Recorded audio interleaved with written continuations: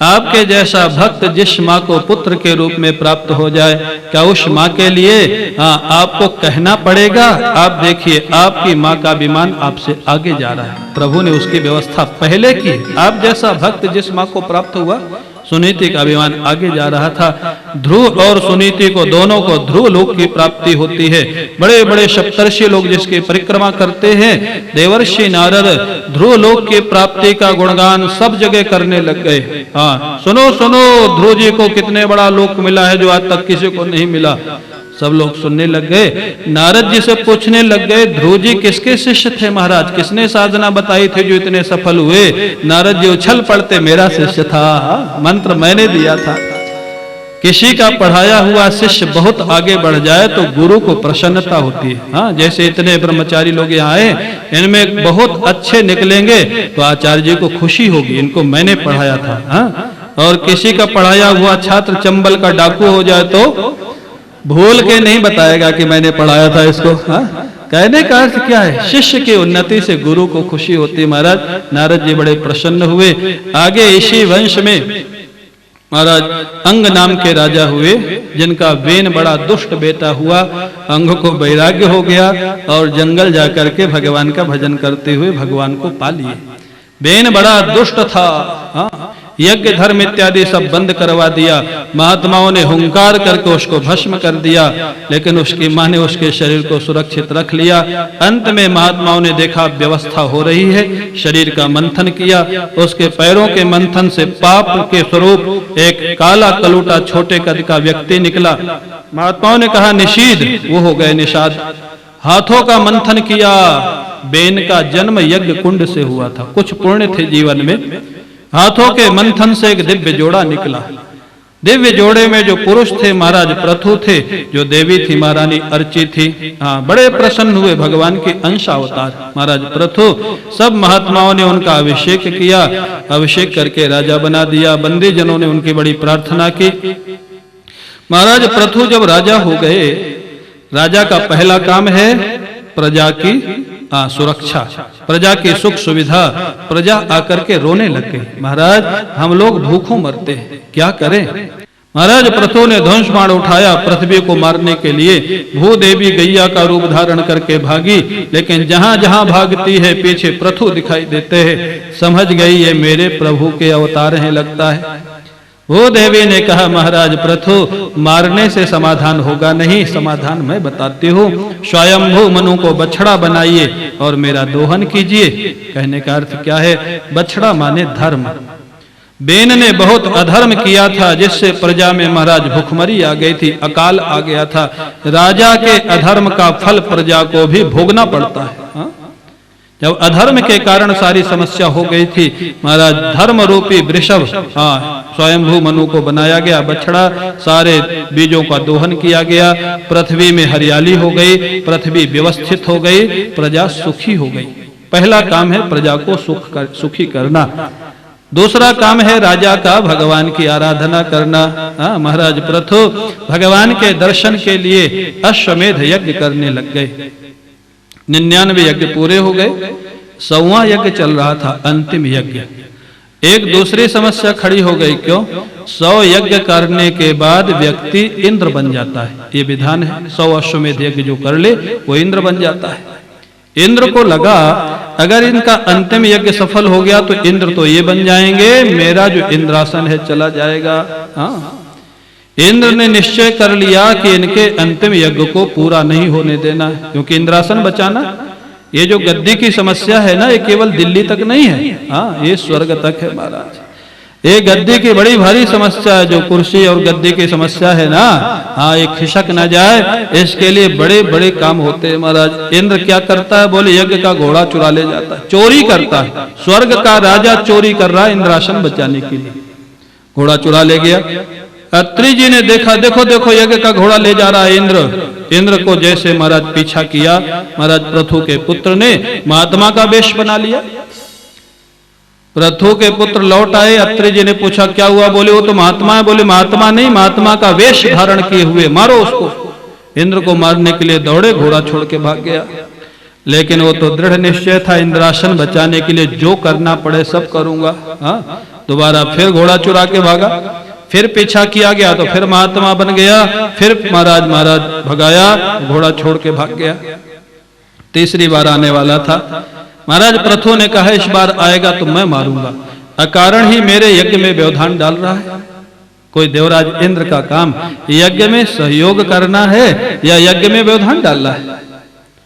अत्रि जी ने कहा महाराज प्रथु, यजमान को गुस्सा नहीं करना चाहिए, ये अनुष्ठान का विधान है, आप क्रोध मत करिए। अगर इंद्र को कुछ करना ही है तो हमको कहिए, हम करेंगे। बोले महाराज तो इंद्र के नाम से आहुति बोलिए। हाँ, इंद्र कारण व्यवधान डाल रहा है मेरे यज्ञ में। अत्रि जी आहुति बोलने ही वाले थे, ब्रह्मा जी प्रकट हो गए। ठहरो ठहरो ठहरो, इंद्र को मत मारो भाई। हाँ, गलत फहमी में ये झगड़ा हो रहा है। गलत फहमी क्यों? गलत फहमी क्या है? बोले अत्रि जी आप तो जानते हैं, प्रथु जी 100 यज्ञ कर रहे हैं भगवान के दर्शन के लिए, इंद्रासन पाने के लिए नहीं कर रहे। और इंद्र को गलत फहमी है कि ये 100 यज्ञ करके इंद्र बन जाएंगे तो मेरा इंद्रासन चला जाएगा। झगड़ा तो इस बात का है। इंद्र को अगर ये निश्चय हो जाए कि ये इंद्र नहीं बनना चाहते हैं तो घोड़ा कभी नहीं चुराएगा।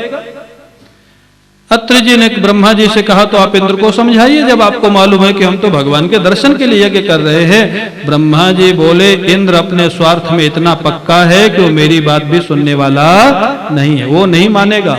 इंद्रासन को लेकर वो कोई समझौता नहीं कर सकता है, आपको समझना होगा। तो बोले हम क्या समझे? ब्रह्मा जी ने एक प्रश्न किया महाराज प्रथु से, प्रथु जी क्या आपका ये मानना है कि 100 यज्ञ पूरे होने पर भगवान का दर्शन हो ही जाएगा? अगर 100 यज्ञ करने से भगवान का दर्शन होता है, ये नियम होता तो इंद्र को पहले हो गया होता, क्योंकि इंद्र तो 100 यज्ञ कर चुका है ना, तभी तो इंद्र बना है। 100 यज्ञ करने के बाद भी जो इसकी अभी चोरी की आदत नहीं गई, तो 100 यज्ञ का महत्व क्या है महाराज आपके लिए? घोड़ा चुराता घूम रहा है 100 यज्ञ करने के बाद भी, इंद्रासन पाने के बाद भी, तो 100 यज्ञ का आपके लिए क्या महत्व है महाराज प्रथु? कितने युक्त ढंग से समझाया। ब्रह्मा जी ने कहा महाराज प्रथु, शास्त्र में कहीं नहीं लिखा कि कितने यज्ञ करे, कितना जप करे तो भगवान मिलते हैं। भगवान से प्रेम हो जाए, भाव विभोर हो जाए, भगवान की करुणा हो जाए, कब मिल जाए कोई नहीं कह सकता है। इसलिए महाराज प्रथु, मिलना होगा तो 99 में ही मिल जाएंगे, और नहीं मिलना होगा तो 100 में भी नहीं मिलेंगे। क्यों झगड़ा करते हैं? मेरा निवेदन है आप अंतिम यज्ञ का संकल्प छोड़ दीजिए। ब्रह्मा जी की बात समझ में आ गई। प्रथु जी और अत्रि जी दोनों को अंतिम यज्ञ का संकल्प जैसे ही छोड़ा, जानते हो क्या हुआ? भगवान नारायण इंद्र को लेकर के अंतिम यज्ञ का संकल्प तो छोड़ ही दिया, यज्ञ तो पूरा होने का प्रश्न ही नहीं है, वहीं यज्ञशाला में प्रकट हो गए प्रथु जी के सामने। बोले भक्तवत्सल भगवान की। देवराज इंद्र को जब ये पता लग गया कि अब 100वां यज्ञ नहीं हो रहा है तो बड़ा प्रसन्न हो गया। भगवान ने कहा तुम कारण ही अपराध किए हो, माफी मांगो प्रथु जी से। प्रथु जी के चरण पकड़ने लग गया देवराज इंद्र। हाँ, जो स्वार्थी व्यक्ति होता है ना, स्वार्थ में बाधा पड़े तो कुछ भी करेगा आपके विरोध में, और उसको पता लग जाए कि मेरे स्वार्थ में बाधा नहीं है तो आपके पैर भी पकड़ लेगा। हाँ? देवराजेंद्र पैर पकड़ने लग गया। महाराज प्रथु ने कहा आप स्वर्ग के राजा, मैं पृथ्वी का राजा, ये मर्यादा नहीं है कि आप मेरे पैर पकड़े। आप जाइए कृपा करके, आपका रास्ता अलग है, मेरा रास्ता अलग है। देवराजेंद्र वहां से चले गए। महाराज प्रथु के यहाँ पर भगवान विद्यमान है यज्ञशाला में। भगवान अपनी तरफ से कहते हैं प्रथु से, वरम चमत कंचन मानवेंद्र वृणीष्वते हम गुणशील यंत्रता। हे प्रथु, मैं तुम्हारे गुणों से, तुम्हारे शील से, तुम्हारी निष्ठा से बहुत प्रसन्न हूं, तुम्हारे बंधन में हूं एक तरह यंत्रिता। मेरे से कुछ वरदान मांग लो। भगवान सामने से कह रहे हैं वरदान मांग लो। आप कल्पना कर सकते हैं प्रथु जी कितने महान भक्त होंगे। हम रोज मांगते रहते हैं, भगवान जवाब भी नहीं देते। हाँ, इनको सामने से कह रहे हैं मांग लो, तुमसे मैं बहुत प्रसन्न हूँ, तुम्हारे गुणों से, तुम्हारे शील से मैं तुम्हारे बंधन में हूँ, वरदान मांग लो प्रथु। प्रथु जी ने कहा प्रभु, पृथ्वी का राजा तो मैं स्वयं हूँ, और स्वर्ग के राजा की दशा अभी अभी मैंने देखी है, बेचारा चोरी करता घूम रहा है। मैं क्या मांगू आपसे, इस दुनिया में मांगू तो क्या मांगू? हाँ, मेरे को कुछ चाहिए नहीं, आप चाहिए थे। आपका दर्शन चाहिए था, वो मेरे को मिल गया और मेरे को कोई अपेक्षा मेरे जीवन में शेष नहीं है प्रभु।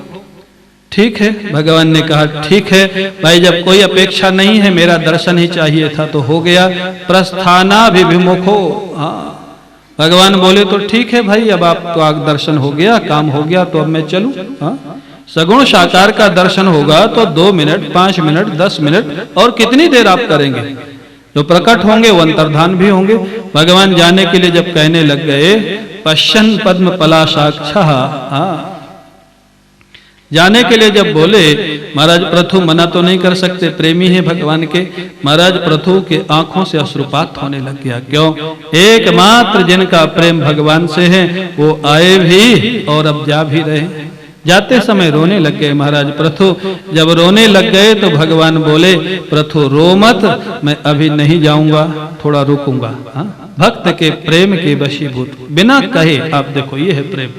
पृथु ने कहा नहीं कि मत जाइए, अपने आप रुक गए। जब रुक गए तो फिर कुछ दिन सत्संग हुआ और सत्संग के बाद फिर भगवान ने कहा, मेरी मन है, मेरा इच्छा है, मेरा संकल्प है कि तुम मेरे से कुछ मांग लो।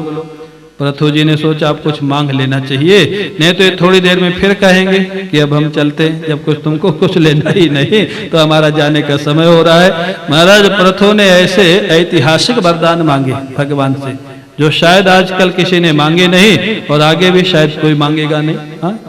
वरान विभो तद्वरदेश्वरात् बुधा कथम वृणीते गुण विक्रियात्मनाम। ये जो विनाशी चीजें हैं ये आपसे कौन मांगेगा प्रभु? बोले फिर क्या चाहते हो? बोले एक वरदान इस लोक के लिए चाहता हूं और एक वरदान वैकुंठ के लिए चाहता हूं। क्या चाहते हो? बड़ा सुंदर वरदान मांगते। सुखदेव जी कहते हैं, न कामये नाथ तदप्यहं क्वचिन् न यत्र युष्मच्चरणाम्बुजासवः महत्तमान्तर्हृदयान्मुखच्युतो विधत्स्वकर्णायुतमेष मे वरः। आप महाराज पृथु के प्रेम की कल्पना कर सकते हैं। महाराज पृथु कहते हैं, जहां आपके चरणों का प्रेम नहीं है, आसो, आसो माने मादक, जहां आपके चरणों के प्रेम की मादकता नहीं है, ऐसा स्थान, ऐसी वस्तु, ऐसा कुछ भी मैं नहीं चाहता हूं। बोले फिर क्या चाहते हो? बोले महत्तमंतर हृदयान मुखच्युतो, आपकी कथा, आपकी कथा सुनना चाहता हूं, लेकिन किससे? वो भी बता दिया, कितने व्यवस्थित है महाराज पृथु, महापुरुष। सबसे नहीं, इसका भी फर्क पड़ता है। संसारी व्यक्ति कथा सुनाएगा, उसका रस नहीं आएगा। एक महापुरुष जब कथा सुनाएगा, जो ईश्वर से जुड़ा हुआ है, उसका अलग रस होगा। महाराज बोले जो महापुरुषों के मुख से निश्रित जो आपकी कथा अमृत है, वो सुनना चाहता हूं। तो बोले उसमें क्या समस्या? सुन ही रहे हो। बोले हैं एक समस्या है, 2 कानों से सुनने से तृप्ति नहीं हो रही है। बोले फिर क्या चाहते हो? बोले एक पहला वरदान दे दीजिए, मेरे 10,000 कान हो जाएं। ऐसा वरदान सुना कभी? किसी ने मांगा है 10,000 कान? और कल्पना करो अगर भगवान उनके कहने पर दे भी देते 10,000 कान और सारे शरीर में कान ही कान दिखाई देते, भगवान क्या सोचते लोग? भगवान को भी क्या बुद्धि और भक्तों को भी क्या बुद्धि। भगवान बोले तुम्हारा भाव बहुत अच्छा है, लेकिन 10,000 कान की शक्ति मैं तुम्हारे इन्हीं 2 कान में दे देता हूं। इसी से मेरा गुणानुवाद सुनना। और ये बात विलक्षण है। महापुरुष जब भगवान की कथा कहते हैं, उसमें जो रस आता है, तृप्ति नहीं होती महाराज, सुनते ही रहे, सुनते ही रहे। और बोले दूसरा वरदान क्या है? बोले दूसरा वरदान वैकुंठ के लिए। बोले क्या वैकुंठ में आना चाहते हो? बोले आने के लिए वरदान नहीं चाहता, वहां तो मेरे को आना ही है। क्यों? बोले मेरे पिता का घर। आप मेरे पिता है, पिता के घर में आने के लिए पुत्र को वरदान की जरूरत नहीं है, वो तो उसका उत्तराधिकार है, उसको आना ही है। क्या आपको हमको ऐसा भरोसा है कि हम ये शरीर छोड़ के अपने पिता के घर में ही जाएंगे? कितना विश्वास था पृथु का। बोले वैकुंठ पाने के लिए वरदान नहीं चाहिए, वैकुंठ तो मैं आऊंगा ही, वो तो मेरा अधिकार है, मेरे पिता का घर है। बोले फिर, बोले जब वैकुंठ आऊंगा तो वहां पर मेरे को एक वरदान चाहिए। क्या? बोले आपके चरणों की नित्य सेवा। भगवान बोले इतनी भूमिका बनाए और इतना छोटा सा वरदान, तुम्हारे जैसे प्रेमियों को क्या मैं मना करूंगा चरण सेवा के लिए? पृथु जी बोले नहीं महाराज, आप मना नहीं करेंगे, मेरे को मालूम है, लेकिन वहां एक आपकी चरण सेविका रहती हैं, जगत जनन्याम जगदीश वैशम शादेव यत कर्मणि नः समीहितम। एक आपकी चरण सेविका वहां रहती है, समझ गए होंगे कौन है? लक्ष्मी जी, जो नित्य चरण सेवा करती हैं। बोले फिर क्या कहना चाहते हो? बोले वो भी चरण सेवा करेंगी, मैं भी करूंगा, और कभी ना कभी हम दोनों का झगड़ा हो सकता है चरण सेवा में, सेवा को लेकर के। बोले फिर क्या कहना चाहते हो? बोले आप अभी से वरदान दे दीजिए कि जब हम दोनों का झगड़ा हुए चरण सेवा को लेके, तो आप लक्ष्मी का पक्ष मत लीजिएगा, मेरा पक्ष ले लीजिएगा। ये वरदान अभी से दे दीजिए। भगवान भाव विभोर हो जाते हैं इनका ये वरदान सुन करके। वो भी वरदान दिया और भगवान पृथु को आशीर्वाद दे करके पूजन स्वीकार करके और अपने धाम को चले जाते हैं। महाराज पृथु अपने घर वापस आते हैं, प्रजा को बुला करके बड़ा सुंदर उपदेश देते हैं। उसी उपदेश के मध्य में महाराज पृथु के बाहर उपवन में, बगीचे में